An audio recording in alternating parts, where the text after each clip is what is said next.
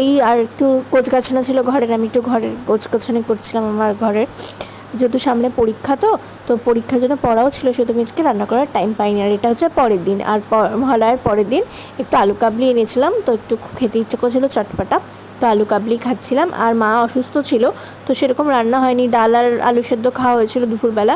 আর আমি পড়াশোনা করছিলাম, যেহেতু আমার থিসিসের ভাইভা এক্সাম ছিল, তো আমি পড়তেই ফুলকপির তরকারিটা বসিয়ে দিয়েছি রাত্রে ডিনারের জন্য।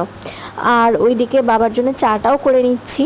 তো রান্না বান্না সেরে এত গরম লাগছিল, তো একটু চিপস আর কোল্ড ড্রিঙ্কস খেলাম, তারপর একটু রিলিফ লাগলো, কারণ খুব গরম লাগছিল।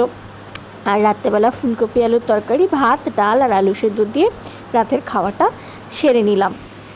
তো তারপরে খাওয়া দাওয়া করে পড়তে বসেছিলাম, যেহেতু আমার 6 তারিখ ভাইবার ডেট ছিল। তো আজকে ভিডিওটাকে এইটুকুই, ভালো লাগলে লাইক করো, ফলো করো, শেয়ার করো, সাবস্ক্রাইব করো। আর আজকের মতন টাটা।